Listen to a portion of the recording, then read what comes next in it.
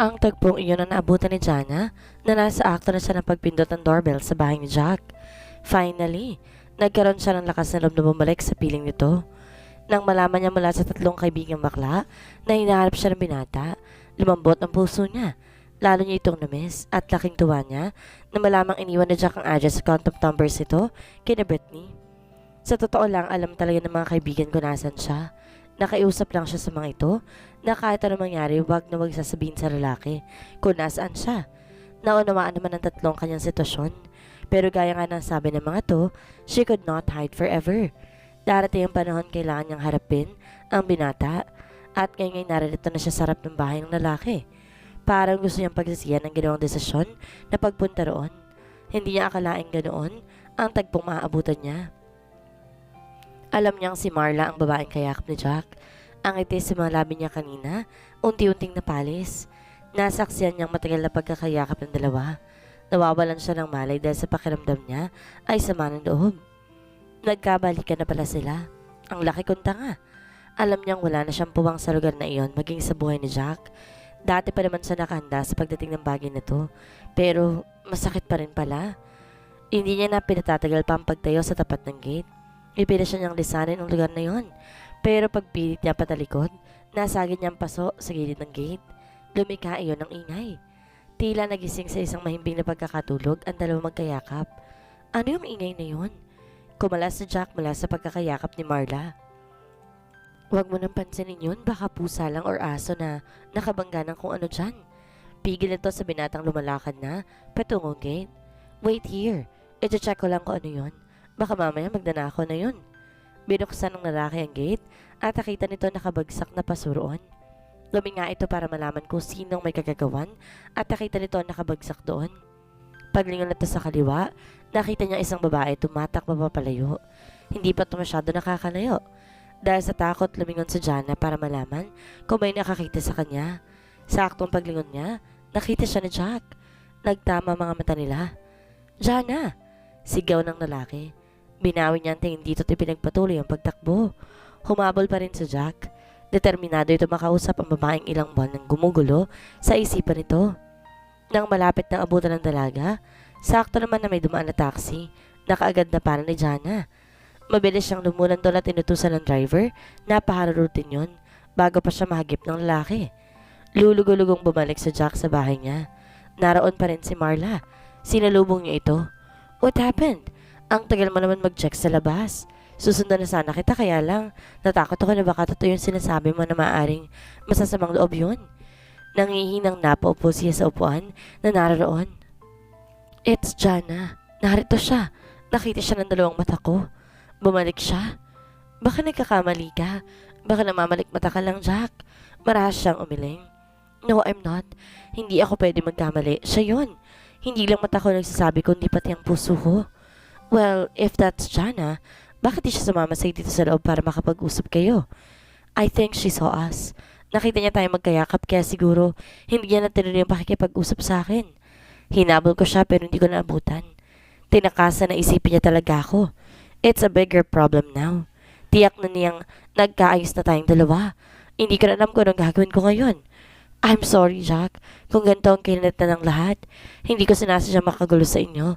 Hayaan mo't makikita mo rin sa Jana. Magkakaayos din kayo, believe me. Pagpapalakas nito sa loob niya. Marla, iwan mo muna ako. I want to be alone, please. Sige, aalis na ako. Again, I'm sorry. Sister, alagaan mo naman ang sarili mo. Abay mukhang hindi na ikaw ang dating Jana ah. You are so losyang na. Hindi ka na nga makulurete at maburluloy tapos namumutla ka pa at walang sigla. Nagmumukhang bangkay ka na. Naku! Pumipilantik ang mga daliri na punan ni Paris. Mukhang hindi ka kabilang sa amin na. Jana naman, maawa ka sa sarili mo. Kausapin mo na kasi sa Jack para lumuwag na yung pakiramdam mo. Minsan kasi, dinadayo tayo ng mga nakikita natin. Marami tayong maling akala na wala namang mabuting na idudulot. Sermon ni Hillary. Hillary, alam niyo naman ang istorya, di ba? Katwila ni Jana. Hindi naman ako naglihim sa inyo. Correction, naglihim ka kaya sa amin dati. Recently lang namin nalaman yung tungkol sa family mo. You're very secretive. Usig nito. Pasensya na kayo. Dapat pala noon ko pa yung sinabi sa inyo para dati pa gumaan ang pakiramdam ko. Hindi naman sa wala akong tiwala sa inyo, kaya nga lang ang natitira sa buhay ko eh. Talagang sinubukan kong kalimutan ang bagay na yun. Nagpretend ako na hindi yun nangyari. Sincere na hinging paumanhin niya. Wag na nga natin pag-usapan yun, mga sister, sabad ni Paris. Jana, bakit nga pala hindi mo i-try na kausapan ulit si Jack? Baka hindi talaga sila nagkabalikan ng Marla na yun. Dugtong nito. Matigas ang pagiling niya. Ayoko na. Hindi nakakayanin ng puso ko kapag sa kanya ko pa mismo narinig na okay na sila. Bakit ba kasi nag-give up ka sa kanya? Dapat nga hindi na kayo magkahiwalay kasi nga may pananagutan na siya sa'yo. Hindi ko tinuturing na may pananagutan siya sa akin. In the first place, ako naman ang nangaakit at nagsimula ng lahat. Hindi niya ako pinilit. Pangalawa, hindi niya sinabi kahit once lang na mahal niya ako. Pangatlo, nandiyan na si Marla. Ang mahal niya at ang babaeng makapagpapaligaya sa kanya. And lastly, although I can't afford to lose him, ayoko rin ulit ang history ng parents ko. I don't want na magigising ako to undergo the same process.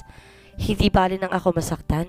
Wag lang dumating ang araw na, huli na dalawang tao nagsuffer dahil sa akin. I guess that's what love is. Sacrificing and being happy upon seeing your loved one happy. Nangangatal ang tinig niya. Nagbabanta na namang tumulo ang kanyang mga luha. Shh! Sis, huwag mo nang pahirapan ang sarili mo. Nandito kami lagi to support you. Hindi ka namin pababayaan kahit anong mangyari. Hinaplos ni Paris ang buhok niya para iparamdam ang pagdamay sa kanya. Salamat sa inyo ha, pero huwag kayo mag-alala. Hindi na ako iiyak. Nauubos ng luha ko. Hindi ko na dapat iyakan na nakaraan. Life goes on. Kakalimutan ko na siya pati ang mga alaala namin. Siguro naman madali ko siya makakalimutan dahil sa na rin naman ang pinagsamahan namin, di ba? Tumingin siya sa mga kaibigan. Humihingi siya ng pagsang-ayon mula sa mga to. Nakakaunawa nagkatinginan ng tatlo. Alam nila kung gaano kasakit para kay Jana ang noon sa aming pag-ibig.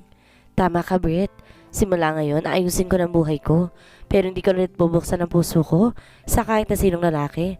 Nagpapakatandang dalaga na lang ako. Kung hindi rin lang sa Jack ang makakatuluyan ko, mabuti pang karir ko ng pagbuhusan ko ng atensyon. Determinadong saad niya. Of course, madali mo siya makakalimutan.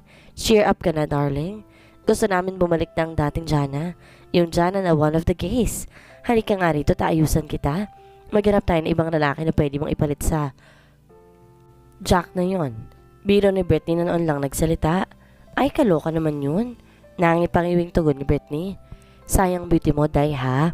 Kung kami lang naging girl lalo na kasing ganda mo, marami na kaming pinaiyak na boylet. Pero since yan ang gusto mo, irerespeto namin yan. Hindi ka na namin pipilitin. Kaya lang sana ayusin mo ng trabaho mo.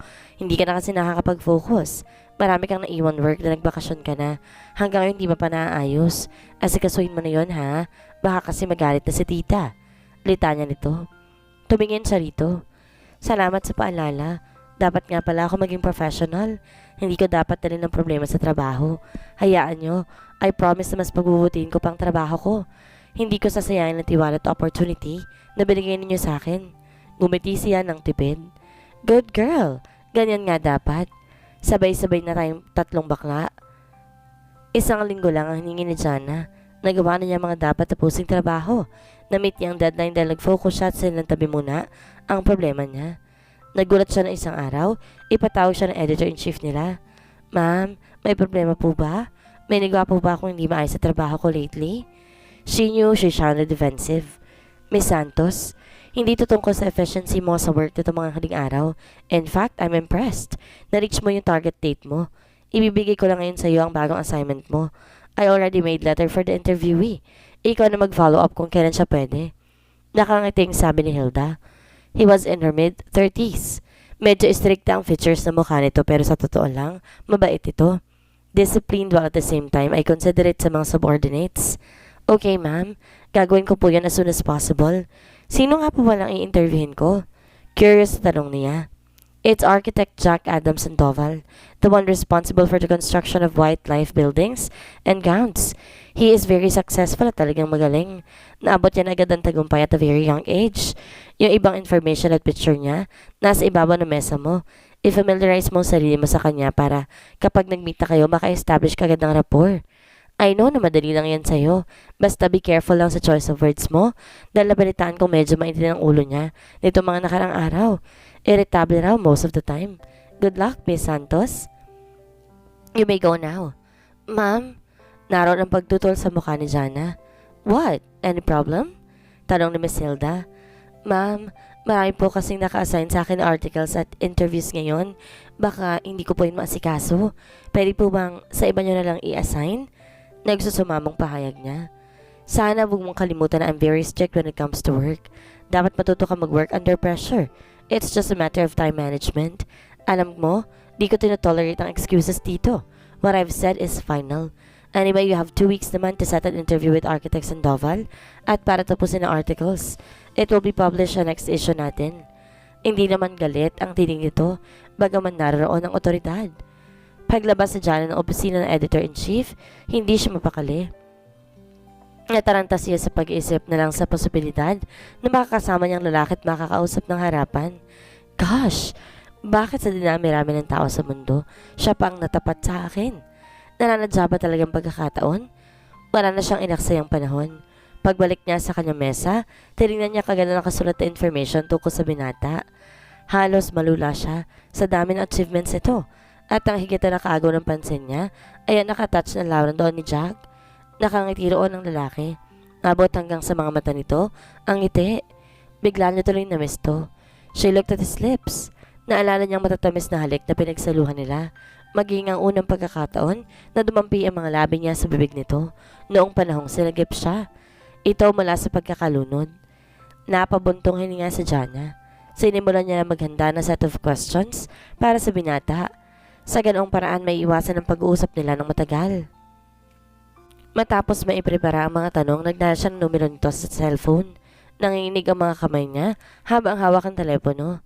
Hello? Boses babae ang sumagot sa kanya. Good morning. May I speak with Architect Jack Adam? Mahinang turan niya. Naliligo pa siya eh. May message ka ba na gusto mong ipaabot ko sa kanya? Pakisabing tumawag yung editor sa magazine kung saan siya i-feature. Pakisabi na tatawag ulit ako para makapagpa-schedule ng interview sa kanya. Anyway, ikaw ba ang sekretary niya?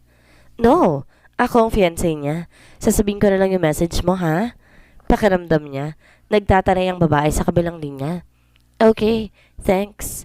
Pagtatapos niya sa usapan, hindi niya malaman kung makakahinga ba siya ng maluwag o malulungkot sa narinig. Kung tutuusin, pwede na siya makahinga ng maluwag dahil alam niya na ang katotohanan. Hindi na siya mabubuhay na umaasa at nag-expect na baka magkatuluyan sila ni Jack in the near future. No more false hopes.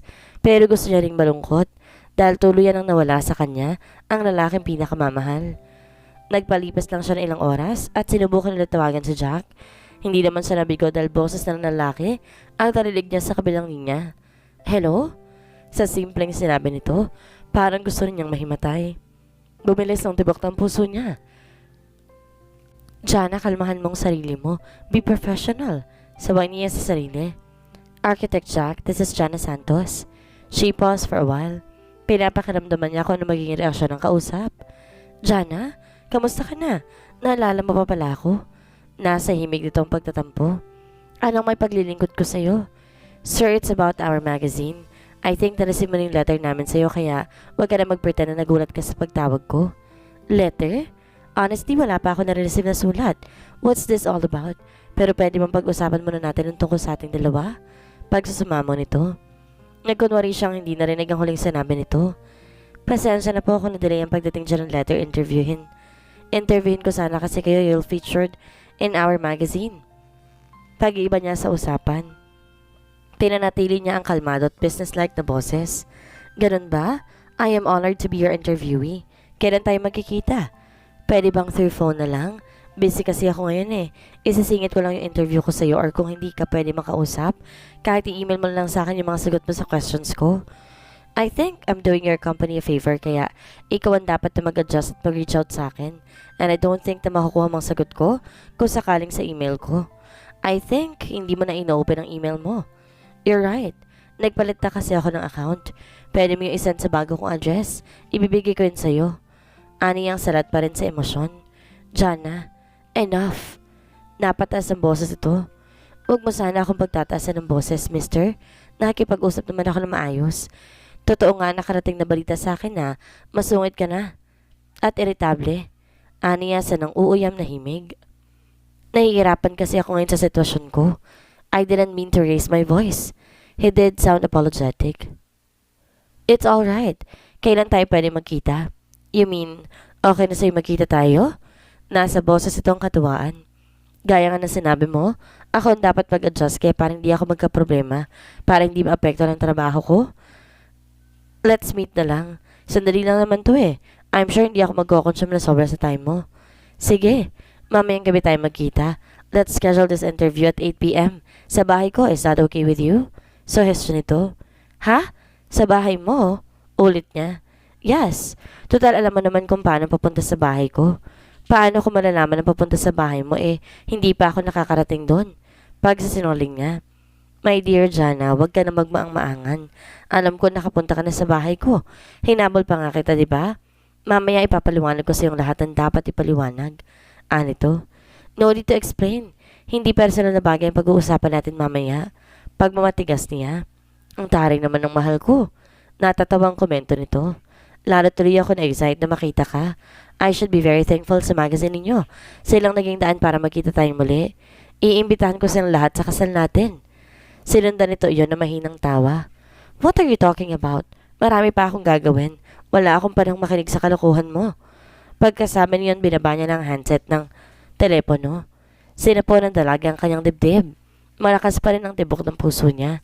Walang pinagbago sa kalagayan niyon kanina. Naguguluhan siya. Hindi niya maintindihan kung bakit sinabi ni Jack na mahal siya nito. Dapat ba niyang paniwalaan yun? May himig kasi ang lalaki na sabihin yun. At pati kasal na banggit pa nito. Pero paano na si Marla? Namamangka ba ito sa dalawang ilog? Maraming katanungan ang gumugulo sa isipan niya. Hindi naman niya mabigyan ng kasagutan. Ipinilig niyang ulo at pinagpatuloy ang iba pa niyang trabaho. Pagkatapos ng office hours, tumuloy si Jana sa powder room. Sinipat niyang mabuti ang sarili. Maayos naman siya at maganda pa rin. Maliban sa papumutla at kaunting eye bags, wala na siyang makitang kapintasan na nakikita niyang ekspresyon sa salamin. Bakit ba ako mag-aabala magpaganda? Baka matukso ulit si Jack sa akin kapag nag-ayos pa ako. Makakasira na naman ako sa relasyon nila. Nais sa loob niya. Bago siya lumabas sa gusali, tinawagan muna niya si Jack.